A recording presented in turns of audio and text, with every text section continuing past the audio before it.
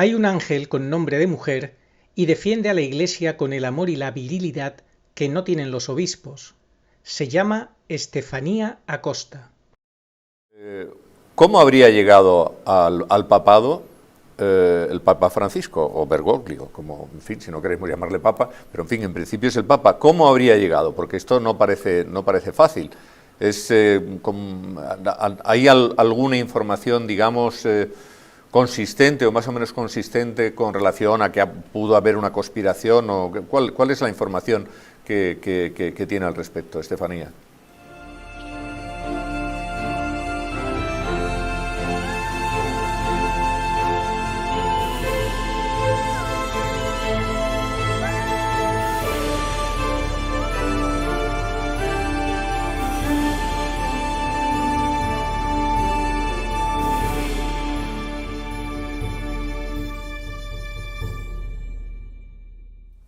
Muy buenas, saludos cordiales en Cristo y María.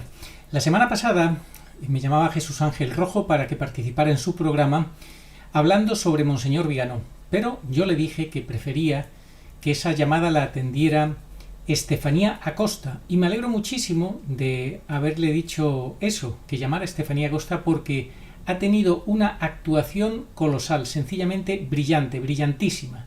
Como siempre, sintetizando magníficamente bien, dando los datos que tenía que dar, precisos y contundentes, respondiendo pues de una forma espléndida a cada uno de los periodistas que le fue preguntando, que estaban allí en el estudio, a todas sus dudas. Y es muy interesante ver que los periodistas ya van abriéndose a esta realidad tal cual es, del golpe de Estado que ha recibido Benedicto en el 2013, que sigue siendo el Papa reinante en sede impedida, que Bergoglio no es un papa, es un antipapa y está al servicio de esa agenda globalista. Y nada más que puedo felicitar a Estefanía. Yo recuerdo que tuve un profesor cuando estudié periodismo, Miguel Pérez Calderón, que decía: quisiera que pusieran en mi epitafio, en mi tumba, un epitafio que dijera algo así como: este hombre fue inteligente porque supo rodearse de personas más inteligentes que él. Esto es lo que todos tenemos que procurar hacer, y yo estoy encantado de que Estefanía pues forme parte del grupo de amigos y que son los que defienden la causa de Cristo, de la verdadera Iglesia. Y concretamente en esta noticia se dan cuenta de quién es. Estamos hablando del Papa 2030, que pide a los jóvenes que coman menos carne. Ahí tenemos, ya no es el Papa Francisco, es el Papa 2030. Y para hablar de estos temas y del Papa 2030 tenemos al otro lado de Sky a Estefanía Acosta. Buenas noches, Estefanía, ¿cómo estás? Muy buenas noches, don Jesús, muy bien, ¿y usted cómo está? Muy bien, aquí ya de noche en España con mucho calor. Tú estás, imagino, en Colombia. Estefanía, quiero que me comentes esto del Papa, que pide directamente a los jóvenes que coman menos carne. ¿Por qué el Papa se mete en estas cosas? Bueno, en primer lugar porque no es el Papa, porque un verdadero Papa no puede meterse en esas cosas. Un verdadero Papa defiende el depósito sagrado de la fe. No se puede ser y no ser al mismo tiempo. Un Papa o defiende la tradición, o defiende la doctrina, o defiende la revelación, o defiende la agenda de los poderes globalistas mundiales. Y el hecho de que Jorge Mario Bergoglio esté defendiendo la Agenda 2030 es una prueba irrefutable de que no es un Papa verdadero. No es un papa legítimo, válidamente electo. Quiero leerte la siguiente noticia. Dice: el arzobispo Viganó habló sobre el plan para destruir la sociedad y la Iglesia desde adentro. A ver si nos lo ponen en pantalla los compañeros. Ahí tenemos la noticia. Estefanía, el arzobispo Viganó está siendo muy crítico con la Agenda 2030 y con Francisco. Y en este caso está diciendo a las claras, un miembro de la Iglesia, de que hay gente dentro de la Iglesia que quiere destruirla y contribuir a la destrucción del mundo, ¿no? Correcto, sí, el arzobispo Viganó lleva ya varios años siendo lo que muchos consideran una voz profética, incluso lo han catalogado como el nuevo Elías para estos tiempos, una voz que clama en el desierto y que da una visión sobrenatural de los acontecimientos históricos que estamos viviendo en este momento. Hasta cierto punto esto es cierto, la voz de Monseñor Vigano es clara en muchos aspectos. Él está denunciando claramente que nos enrumbamos hacia el reinado del anticristo y que Jorge Mario Bergoglio es un claro cómplice, ejecutor de los planes que nos enrumban hacia el anticristo. Sin embargo, hacia el reinado del anticristo, sin embargo, a mi modo de ver, Monseñor Vigano sí denuncia y anuncia varias verdades, pero no la verdad completa.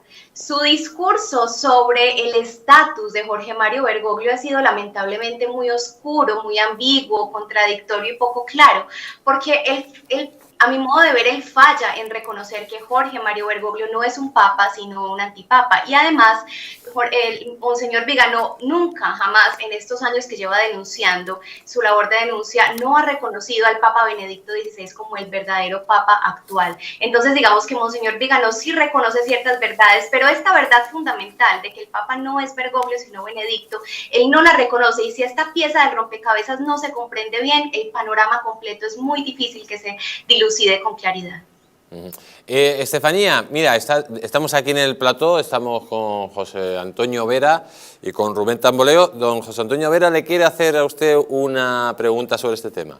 Sí, Estefanía, yo quería un poco que dentro de esta teoría que estás comentando, ¿cómo habría llegado al papado el Papa Francisco, o Bergoglio, como, en fin, si no queremos llamarle Papa, pero en fin, en principio es el Papa? ¿Cómo habría llegado? Porque esto no parece fácil. ¿Hay alguna información, digamos, consistente o más o menos consistente con relación a que pudo haber una conspiración? O ¿cuál es la información que tiene al respecto, Estefanía? Sí, claro, bueno, la Iglesia de Cristo pues tiene una historia de 2000 años y obviamente ha sido combatida durante todos estos 2000 años. Los combates contra la Iglesia externos y internos no son nuevos, son desde que se fundó, porque Cristo es signo y la cruz de Cristo es signo de contradicción. Sin embargo, en los últimos siglos, estas conspiraciones, estos combates, estas oposiciones han tomado la forma mucho más peligrosa de una infiltración, y no solamente una infiltración, sino también la pretensión de institucionalizar todo aquello que la Iglesia siempre ha condenado. Y esta institucionalización se ha logrado solo bajo este falso pontificado de Bergoglio. ¿Y cómo se hizo posible este falso pontificado? Efectivamente, a través de una conspiración de cardenales que está documentadísima, incluso confesada por los mismos cardenales conspiradores. Muchos de ellos ya lamentablemente fallecidos, y digo lamentablemente porque no dieron signos de penitencia, de arrepentimiento. El cardenal Godfred Daniels, cardenal belga, el cardenal Murphy O'Connor de Inglaterra, el cardenal, este sí está vivo, Walter Casper, Carlo María Martini, y está documentado en biografías escritas por amigos de Bergoglio y conspiraciones jamás desmentidas por Bergoglio e incluso aceptadas de una manera sutil y equivocada por parte del mismo Bergoglio, quien reconoció el liderazgo de algunos de esos conspiradores en esa mafia que lo eligió en el conclave de 2013. El Francisco, quien se hace llamar Papa Francisco, reconocía al cardenal Murphy O'Connor como uno de estos líderes y le agradeció de manera codificada por esta labor que dio lugar a su elección inválida en el conclave de 2013. ¿Y por qué, y dentro de esto, por qué había que quitar a Ratzinger y poner a Bergoglio?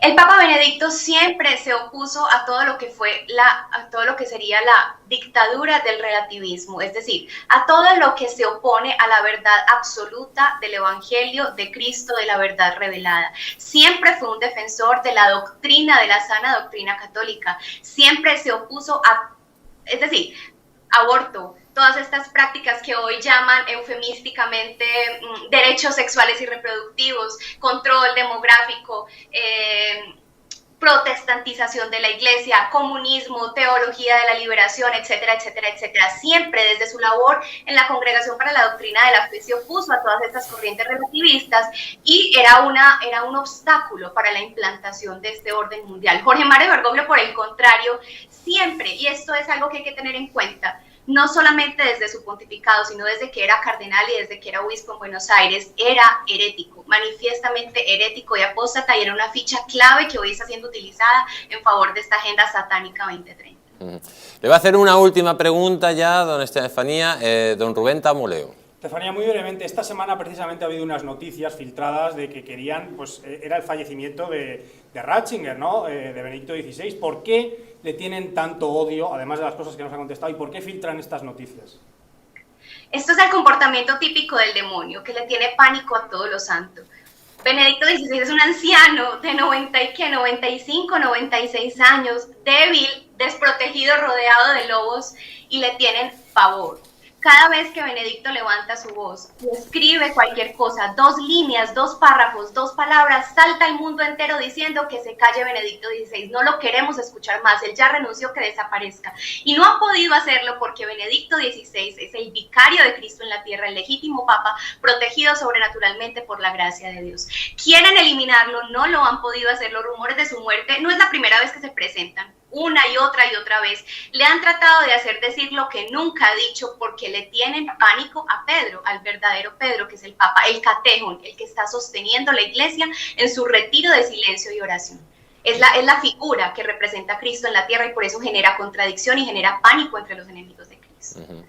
Doña Estefanía Costa, muchísimas gracias por haber estado aquí en El Mundo al Rojo y habernos abierto los ojos sobre esa situación satánica que estamos viviendo en el mundo. Muchísimas gracias a ustedes. Y que Dios les bendiga. Amén. Es un honor tener amistad con ella y poder aprender de su entrega, de su generosidad, de su sencillez. Un Bergoglio que el 24 de julio llegaba a Canadá y justamente ese mismo día en México eran testigos y después pues hemos sido nosotros conscientes de esta realidad, que se producía un nuevo milagro eucarístico 9 años después de otro que se produjo el 24 de julio del año 2013, que silenciaron debidamente, como les gusta hacer a estos enemigos infiltrados dentro de la Iglesia, que ocultan todo lo que sea sobrenatural, todo lo que ayude a la gente a tener fe verdadera y sobre todo en Jesús sacramentado. Pues Bergoglio lleva a Canadá para dedicarse a lo que él se dedica. Aquí ya estamos hartos de hablar de él, así que no voy a gastar mucho tiempo. Él se disfraza de papa, él se disfraza de indio, él va haciendo el indio por ahí, él hace lo que sea con tal de desprestigiar el papado, a la Iglesia Católica, de disfrazarse de humilde pidiendo perdón, pero él lo que tiene que hacer es pedir perdón por el engaño masivo que está haciendo desde hace muchos años, incluso desde antes de disfrazarse de papa. Él viene engañando a la Iglesia, viene engañando a los fieles, él sabe que no es papa y él está haciendo su papel al servicio del globalismo masónico, del globalismo satánico. Entonces lo que le pedimos es que pida perdón, se lo hemos dicho ya en alguna ocasión, que él pida perdón del engaño que está haciendo a la Iglesia. Él no tiene que pedir perdón de otra cosa. Él sabe que no tiene autoridad, él sabe que no es papa, él sabe que no tiene el carisma de Estado, la gracia de Estado, no la tiene, porque él no es papa.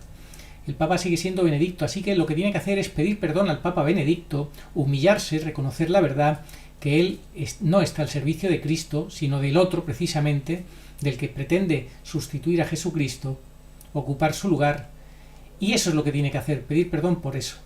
Dejar de engañar a los fieles, que hay demasiados que a estas alturas, lamentablemente, siguen como una especie como de hechizo, siguiendo al flautista de Amelín, que les toca la melodía de la falsa humildad, de la falsa misericordia, de un camino ancho que no lleva a la salvación sino a la perdición, que ahora dice que se está planteando cambiar la moral sexual. En fin, a mí me extraña que haya tardado y todavía no haya cambiado el catecismo en el tema de la homosexualidad. Me extraña, porque yo pensé que lo iba a haber hecho y todavía no lo ha hecho, pero no tengo la menor duda de que lo hará, como eso tantas otras cosas. Es un falso papa, él lo sabe y lo único que tiene que hacer es pedir perdón por esta mentira que él está viviendo y este engaño masivo que está haciendo a toda la humanidad, disfrazado de papa, como si se disfraza de indio o de lo que sea. Él no es papa, lo sabe y por eso es por lo que tiene que pedir perdón, por esta gran mentira que él está viviendo y está engañando a tantísima gente. Lo demás, pues forma parte de eso, del engaño para destrozar todavía más la credibilidad de la Iglesia y demás. Hay un profesor, atención, Pablo Muñoz, miradlo aquí, Pablo Muñoz Iturrieta, dice: era mentira, no encuentran ningún cuerpo enterrado en las escuelas residenciales en Canadá. ¿Fosas de niños indígenas en Canadá? Pues no, va a ser que no, era mentira, y aquí lo tenéis, él como lo explica en este vídeo. Era mentira. No encontraron ningún cuerpo enterrado en las escuelas residenciales en Canadá. Pero los medios tergiversaron la historia para afirmar que de hecho se habían encontrado cientos de cuerpos de niños indígenas. Todo era mentira. Y lo peor de todo es que a partir de una mentira vandalizaron y quemaron a más de 60 iglesias en Canadá, muchas de las cuales eran de los mismos indígenas o de comunidades de inmigrantes que no habían tenido nada que ver con el sistema de escuelas residenciales de Canadá. Ahí lo tenemos, ahí podéis ver si queréis el vídeo completo, que dura unos 15 minutos. Era mentira, como es mentira que Bergoglio sea papa, como es mentira que la Iglesia tenga que pedir perdón por tantas cosas como dice Bergoglio. Se pide perdón cuando haga falta, claro que sí, y uno se humilla cuando haga falta, sin duda, hay que hacerlo, eso es esencial. El único santo es Dios y los hombres todos somos pecadores, pero Bergoglio no lo hace por humildad. Bergoglio, si fuera humilde, no estaría ahí disfrazado de papa sabiendo que él no es papa. Así que basta ya de engañar a los católicos y de engañar a la humanidad. Cada vez está más claro toda esta gran mentira, esta farsa que Bergoglio y su gente están llevando adelante. Pero la verdad no puede durar, no puede durar 100 años, ¿no? No hay mal que 100 años dure, pues la mentira lo mismo, tiene las patas muy cortas y más pronto que tarde todo se va a saber y cada uno se va a poner en su sitio. Lamentamos, eso sí, que los obispos callen y miren para otro lado y sean cómplices de este engaño masivo de Bergoglio, de este destrozo que está haciendo contra el papado y contra la Iglesia. Oración a Nuestra Señora de todos los pueblos. Señor Jesucristo, Hijo del Padre, manda ahora tu Espíritu sobre la tierra, haz que el Espíritu Santo habite en el corazón de todos los pueblos, para que sean preservados de la corrupción, de las calamidades y de la guerra. Que la Señora de todos los pueblos, que un día era María, sea nuestra abogada. Amén. Oh María sin pecado concebida, rogad por nosotros que recurrimos a vos. Amén. Señor, tú nos darás la paz, porque todas nuestras empresas nos las realizas tú. Isaías 26:12. Ni ojo vio, ni oído oyó, ni mente humana puede imaginar lo que Dios tiene preparado para los que le aman. 1 Corintios 2:9. Sí, vengo pronto. Amén. Ven, Señor Jesús. Apocalipsis 22:20.